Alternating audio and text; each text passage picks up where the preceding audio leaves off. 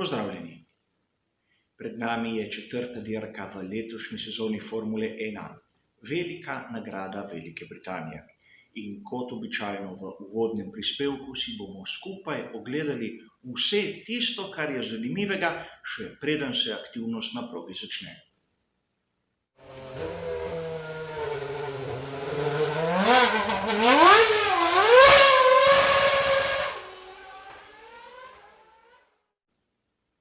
Cirkus Formule 1 se je preselil v Veliko Britanijo in v Silverstonu bomo lahko v dveh zaporednih vikendih videli dve dirki za svetovno prvenstvo Formule 1. Podobno kot smo že videli v Avstriji, a z eno bistveno razliko. Na drugi dirki, isti dirki, katera bo posvečena 70. obletnici Formule 1, bodo prisotne drugačne, mehkejše mešanice pnevmatike kot na prvi dirki po Silverstonu. A o tem kasneje, ko bo čas za to v tistih prispevkih posvečeni pravzaprav tej drugi dirki v Silverstonu. Danes se bomo tu ukvarjali z veliko nagrado Velike Britanije, prvo dirko na tem zgoščenem urniku Formule 1 v Veliki Britaniji in skupaj bomo skušali razumeti vse tiste podatke, kateri nam bodo prišli še kako prav, še preden se bo aktivnost na sami progi začela. In kot vidimo z teh posnetkov v pedoku, se praktično Liberty Media ni odločila spremeniti tistih protokolov, katere je vpeljala zaradi virusa COVID-19. Zakaj pa bi, ker so ugotovili, da stvar v bistvu deluje. Spet ne bo prisotne publike, videli bomo izjemno okrnjeno število, naprimer novinarjev in tako naprej, ampak rezultati kažejo, da Liberty Media ima prav. Proga v Silverstonu je legendarna, mnogi izmed vas poznate določena imena ovinkov na tej progi. In pred časom sem naredil poseben prispevek, kjer razlagam od ovinka do ovinka, kaj vse se skriva za tistimi imeni. Vkolikor koga zanima, je bližnjica do tistega prispevka seveda v samem opisu.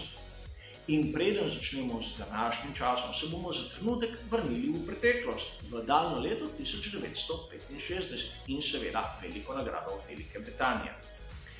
Tista sezona je bila zadnja sezona z motorji 1500 kubičnih centimetrov, a seveda v atmosferski speljanki v Formuli 1. In dirka je pomembna zaradi boja med Jimom Clarkom ter Grahamom Hillom. Zanimiva je zaradi tega, ker oba sta imela tehnične težave in pokorila vso konkurenco. Seveda, treba se je tudi zamisliti nad tem, kakšne so bile dirke v tistih letih. Namreč trajale so več kot 2 uri in bile so daljše od 300 km. Takratna velika nagrada Velike Britanije v Silverstonu je trajala 80 krogov, kar v idealni konfiguraciji proge je pomenilo več kot 376 km. A vseeno, imamo dva velika antagonista, čeprav na teh posnetkih, kateri so dostopni, danes vidimo, da na štartnem razporedu je bilo prisotno ogromno legendarnih voznikov in ogromno šampionov. A že od začetka je bilo jasno, da boj za zmago se bo odvil med Grahamom Hillom, kateri je takrat vozil za ekipo BRM, in Jimom Clarkom z njegovim Lotusom. Že v začetnih krogih sta pridobila kar zajetno prednost. A tam nekje okrog polovice dirke je Graham Hill začel izgubljati kontakt s Jimom Clarkom, namreč imel je težave z zavorami.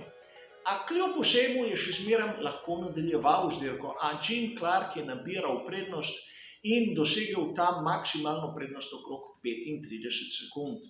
Čeprav takrat 35 sekund ni bilo tako dosti kot danes, je bila to že zavidanja vredna prednost.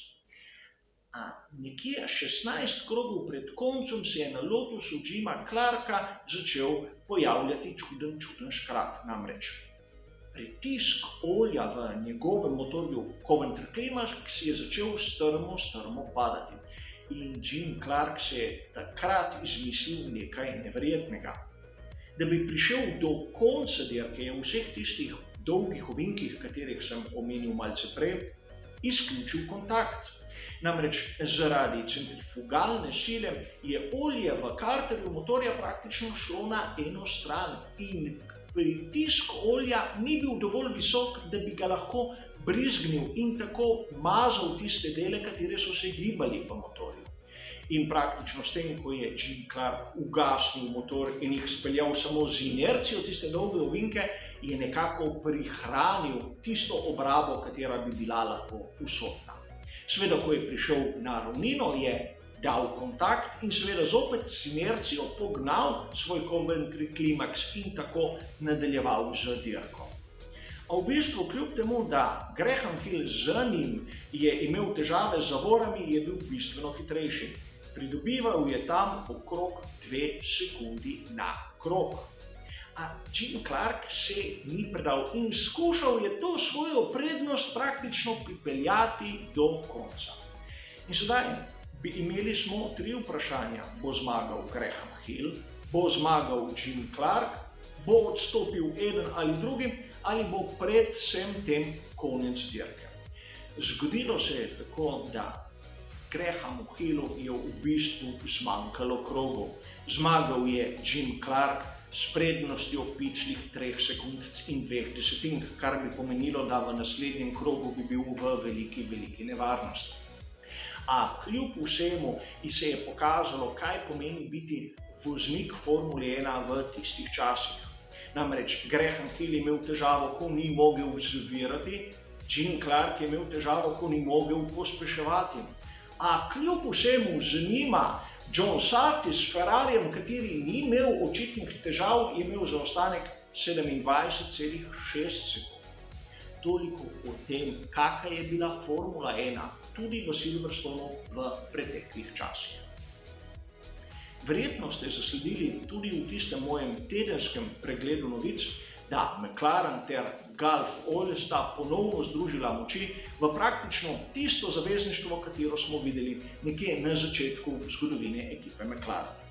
A treba je poudariti nekaj. V teh fotografijah iz pedokov vidimo, da so napisi že prisotni na opremi ekipe McLaren.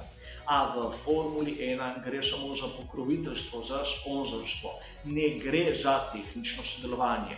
Res, vesel sem ikonične vrnitve take znamke v svet Formule 1, a ni treba pričakovati nobene tehnične prednosti. Kot drugo zadevo, preden se lotimo karakteristik prog, bi pa vašo pozornost rad usmeril na robnike, kateri so prisotni na dirkališču v Silverstonu. Namreč v prejšnjih mesecih smo slišali ogromno zgodb, kako bi lahko dirko za veliko nagrado Velike Britanije oziroma eno izmed tistih drugih dirk vozili v nasprotnem smislu. A če pogledamo te stopničaste robnike, kateri so betonski, nam je tako jasno, da tisti, ki so predlagali to rešitev, pravzaprav niso poznali razmer na progi. In seveda, sedaj se moramo malce ustaviti pri tistih vrednostih, kot je običajno, ki nam jih daje Pirelli. Namreč videli bomo kar nekaj podobnosti in nekaj bistvenih razlik od tistega, kar smo videli tako v Avstriji kot na Madžarskem.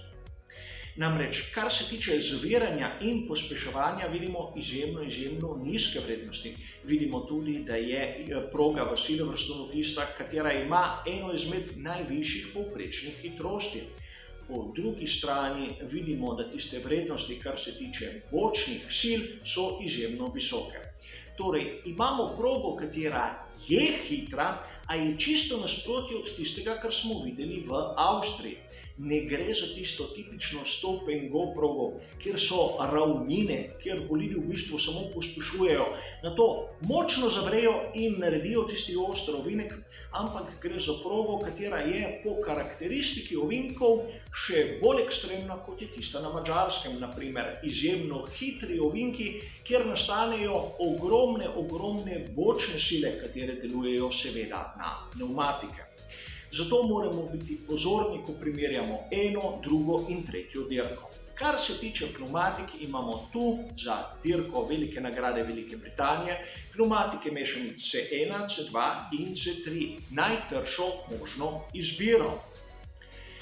In poozremo se lahko, kaj se je zgodilo lani na dirki, da bomo skušali razumeti, koliko postankov lahko pričakujemo. In tu je treba biti natančen. Res, Lewis Hamilton je zmagal samo z enim postankom. Začel je na tisti medium pneumatiki in nato menjal na tisto hard ter lepo ugodno prišel do konca.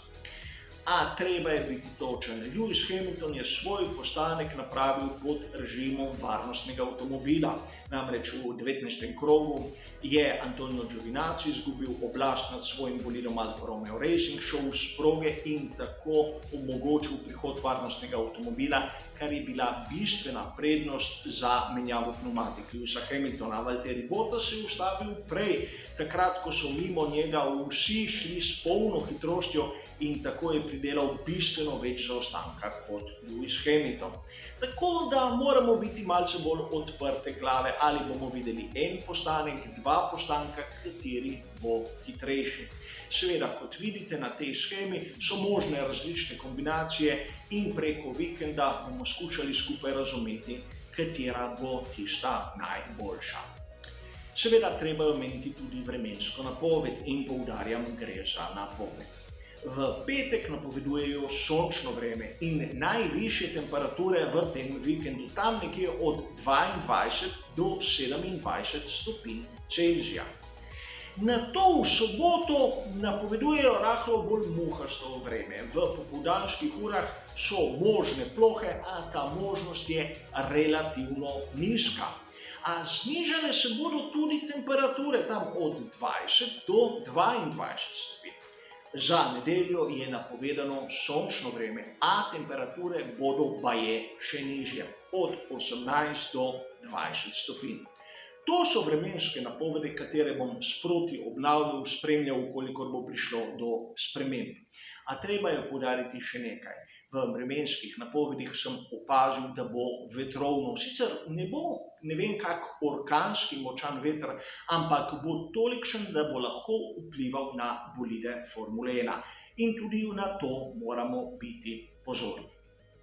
Seveda, to je samo tisti uvodni prispevek v ta vikend Velike nagrade Velike Britanije. Jutri sledi tisti prispevek pred kvalifikacijami in na začetku bom skušal obdelati vse tehnične novosti, katere bom zasledil na bolidih, in nato po drugem prostem treningu bom skušal napovedati, kakšno bo razmerje moči. Seveda tudi tokrat bom v živo na kanalu Facebooka sledil komentarju v kvalifikacijah, kjer vabljeni, da se mi pridružite z vašimi vprašanji in seveda pripombami. Nato bomo imeli zadnji briefing tu na YouTubu ter dirka v živo in ponovno komentar tu po dirki. To, kar se tiče Velike nagrade Velike Britanije. Hvala za vašo pozornost in seveda nasvidenje.